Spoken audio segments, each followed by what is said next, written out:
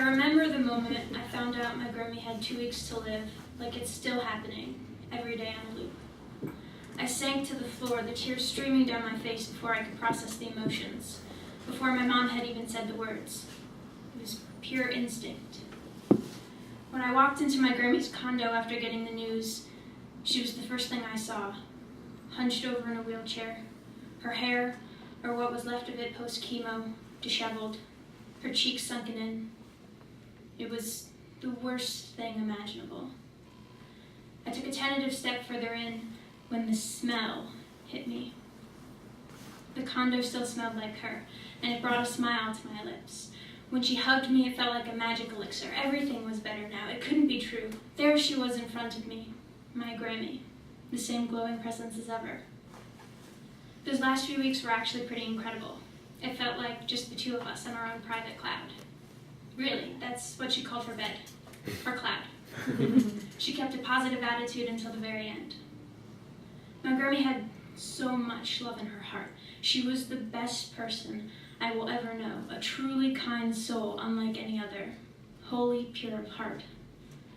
She was the kind of person who only saw the good in others and always put others before herself. She extended her love even to those who didn't deserve it.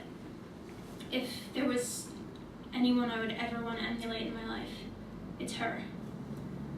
If that's how her life had ended, I still would have been crushed, but at least I would have had that happy memory to hold on to. Our last days together were darkened by a storm cloud that had been hovering over me for a year. The summer before my Grammy died, my aunt invited me to go on a cruise with her. My aunt was one of my best friends.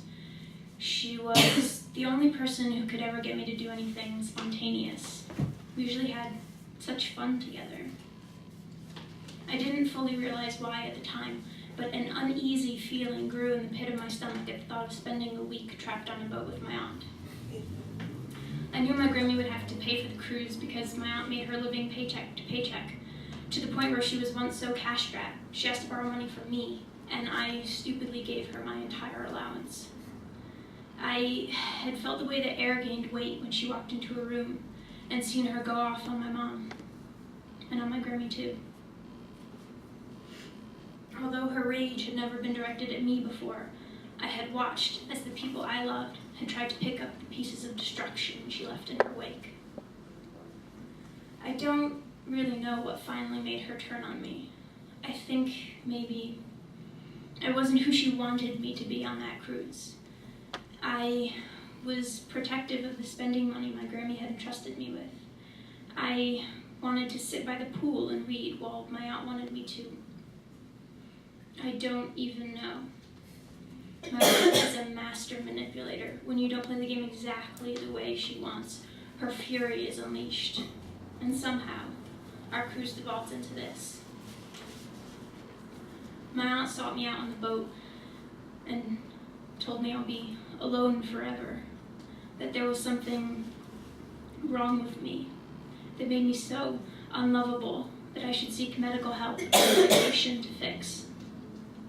She knew exactly what words would pack the greatest punch. I called my parents from the boat crying and begged them to come pick me up when we docked. I stayed out on the ship late into the night, hoping to avoid my aunt because I was afraid to be near her. I tried to sneak back into our cabin on the last night after she had fallen asleep, but she must have been waiting for me. She heard my key turn in the lock and ripped the door open. I just wanted to pick up my suitcase. She hurled it at me, the force knocking me back against the wall, and slammed the door. For a year, I let what happened on the cruise eat away at me. My mom had come to my defense in the immediate aftermath. She was there to support me. But eventually we fell back into our natural family rhythms. My aunt was still invited to family dinners. I wanted to cut her out of my life, but my family wasn't there yet. So I had to pretend. Sit across the table from her at Thanksgiving and smile and make small talk. Treat her like she was still my family for the benefit of my Grammy, even though deep down I was filled with a burning hatred I had never before known I was capable of. On one of her final days, my Grammy and I shared a bowl of sukiyaki from Sakura, the Japanese restaurant we went to every year for our birthday.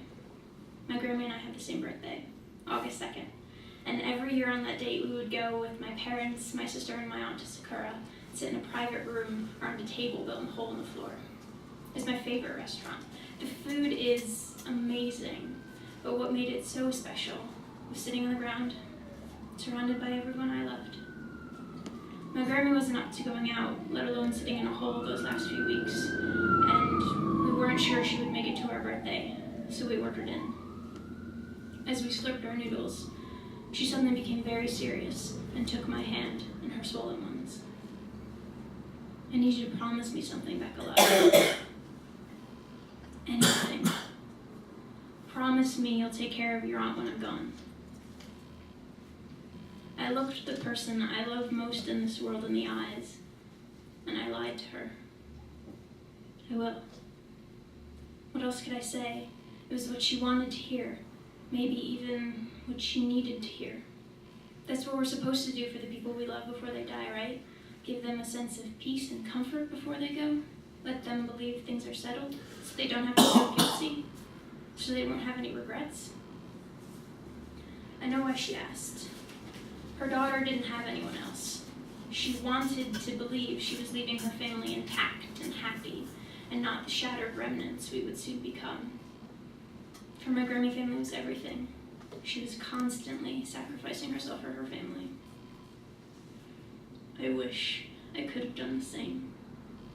But she wasn't just asking me to take care of my aunt. She was asking me to shove aside all the pain and hurt, the heartache my aunt had caused me, and continue to love her all the same. Perhaps I'm not as pure of heart as my Grammy. After what my aunt had done to me, I couldn't do it. I couldn't forgive her. I couldn't trust her.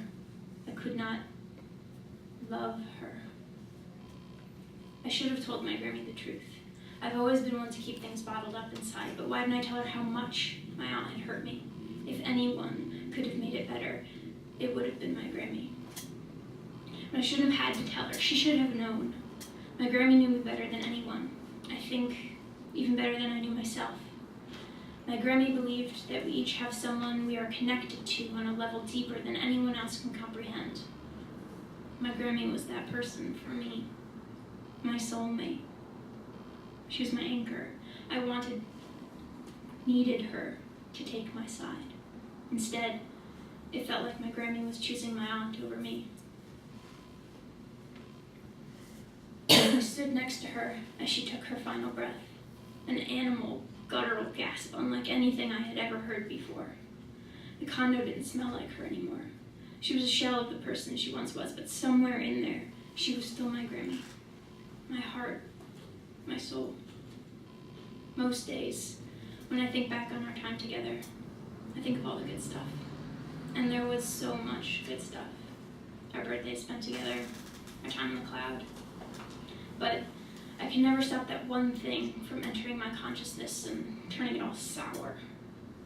I thought my aunt had broken me, but it was losing my Grammy and losing the perfect image of her I had in my head that made me feel completely empty inside. I don't regret lying to my Grammy about staying close with my aunt, or that I let her believe I wasn't in pain. I did that for her, and I would do it again. My secret is that I let her die, having been the one to cause me pain.